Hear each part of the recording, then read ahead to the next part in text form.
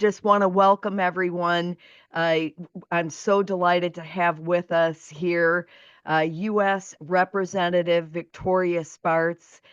We really have the privilege that this lady right here during Biden's administration took it upon herself to get down there to the border. She was one of the very few Republican congresswomen that was able to get down there to the border that wasn't screened out and actually saw what was going on with her own eyes.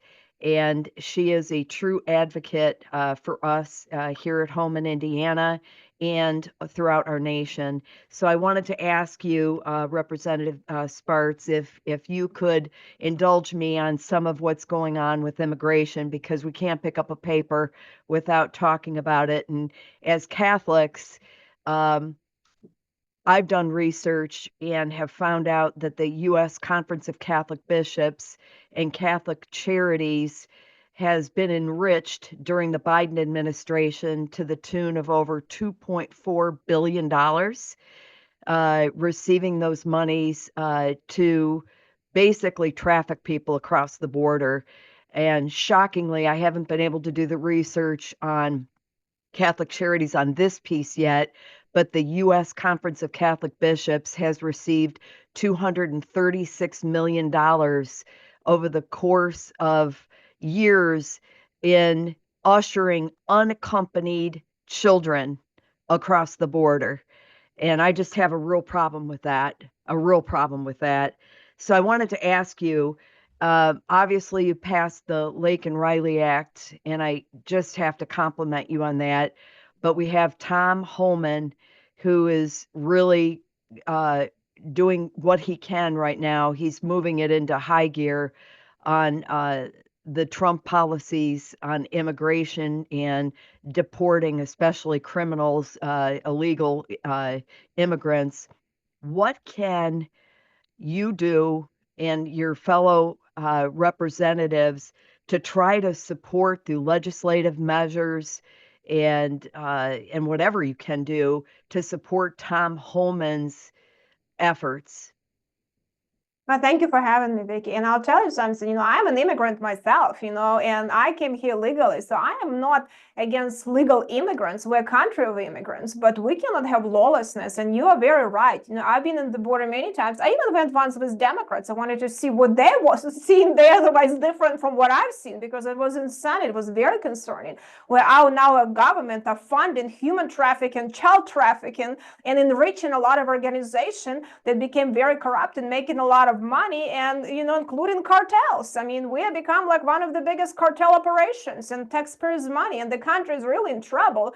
We fiscally already have problems, and where also illegals you come here legally, you'll wait forever, and it's very hard to get in, and you'll have to sign a lot of papers, and illegals would get more money than people come here legally, or Americans. We go to the border, and kids in Texas would not get all of these benefits that kids that come illegally here and usually been using as a pawns, to cartels and some organizations that, as you mentioned, but unfortunately selling out the country for their interests, and unfortunately money by a lot of corruption, and that's what's happening right now in lawlessness. So I'm glad to see that President Trump follows through on his campaign promises and understand that's a national security issues. Unfortunately, a lot of legislative fixes will be very hard to do on very tough issues. I mean, there was some issues like Lake and Riley Act that you mentioned that is, was able to pass, but a lot of other issues are going to be much tougher for us, where we could,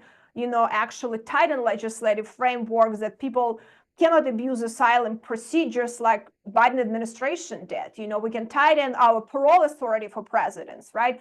It will be very hard for Democrats, to get 60 Democrats. But what we can do, not 60 Democrats, but 60 senators, and we only have 53. But what we can do, we can provide some necessary funding to secure the border and build the wall and build some other barriers and have some other innovative technologies on the border to control the border and help our border patrol. That can be done. It can be done even through reconciliation, where you don't have to get 60 votes when actually 50 plus JD Vance can get us. So I think that's something where there was a lot of discussion to add some of this into reconciliation. But we also need to work and make sure that we find some offsets and fraud and abuse in other areas, so we can offset all the spending, because we cannot keep accumulating these amounts of debt, and the country is really in trouble, and we will not have money for military, for border security, for social security, for Medicare, for national defense and military, if we don't do something with our spending. Right. And I'm glad that you talked about the money that's going toward these immigrants that are coming across the border, to the jeopardy of our own citizens. And I think we have to get this absolutely in check. Maybe one of the things, because what I've been so impressed by how your House of Representatives is really starting to form committees to investigate various things, like Catholics by the FBI being investigated. What can, for instance, the U.S. House of Representatives do to get an accountability of what has happened under the Biden administration? I mean, for instance, we don't really know how many illegal aliens have come across the border. We've heard millions, from 10 million, 3 million, 20 million.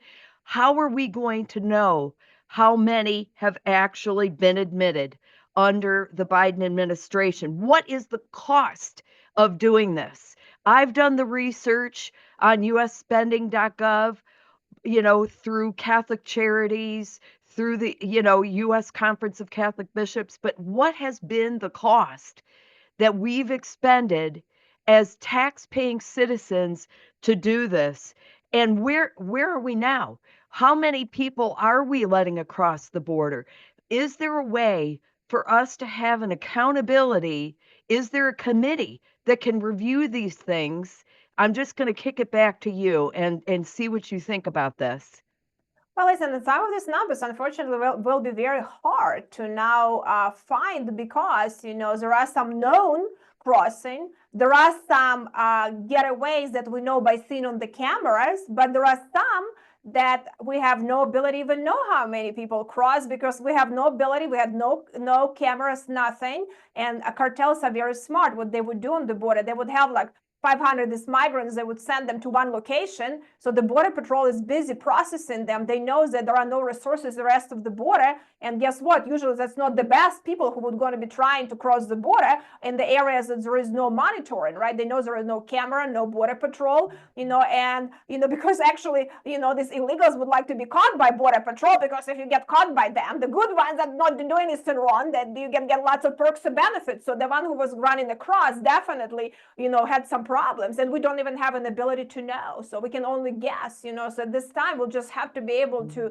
deal with that. And unfortunately, it's all over the country. And and that's why, President Trump now is trying to deal with a lot of the cities and figure out how at least to deal with criminals first. And then what are we going to do with the people already here, which is a huge challenge. And, and what a burden it is for economy and welfare system and, social system, everything, and it has a ripple effects through the whole system, because we don't even have, at least we used to have illegal, immigrants coming for there to job. Now they became to welfare. We create illegal immigration to welfare. This is one of the worst systems that you can think of that. And the country is already bankrupt. But we have to, it all goes back to the money. So right now, committees need to start doing their job and start looking what kind of spending we authorize. And you need to understand, a lot of it, like FBI hasn't been authorized for decades. So Committee of Judiciary needs to start doing the job for these agencies and come to the table and explain where they spend money before we give them the money. The same Homeland Security need to do. This committee need to take a much deeper dive into the money, and we spend no time on that and keep, passing CRs and omnibuses that continue Nancy Pelosi spending. Yeah, I'm so glad you're saying that, because it is going to take a drill down into what is the money's being actually spent on. Because any bill that you have going through there, I'm worried it's going to get buried. The money's going to get buried for these kind of things. And it's going to take that kind of diligence to ensure that how that money is being spent. So as I leave you, because I know your time is short, what can we as citizens do other than to keep this in the forefront of every citizen, like this interview that we're doing here? What can we do? I think keep accountable the people who represent us. Keep make sure that our people in Congress, including Republicans, don't just sell them talking points to us and messaging, but actually deliver results. We'll have big votes coming up. We'll have big appropriation votes coming up. Are we going to be voting for the same Nancy Pelosi spending CR? Or with more even money, or we're actually going to start looking at some program and defunding some of these bad programs, and then ask your elected officials, what are they voting for? What they accomplish, on that next, because it's all about the money, next funding bill, and what does their committee accomplish? Not just doing presentations on TV, but that's not where the battles are won, but what you deliver on the ground, what kind of legislation, what fights you have. I think we need to put pressure because there are a lot of people, including on my own side, who are hypocritical, that don't really do what they say in Congress, because we have to deliver, and President Trump's agenda can only be delivered in his legacy through Congress. That's how the only way it can have more long-term effects, not just 4 years. Yeah, very well said. And I think the accountability on the spending has to be number one because it's been out of control. So thank you so much. As usual, anything we can do back home here to support you, you just let me know. Thank you Thank very you. much. Thank you. And God bless you. Thank God you. bless.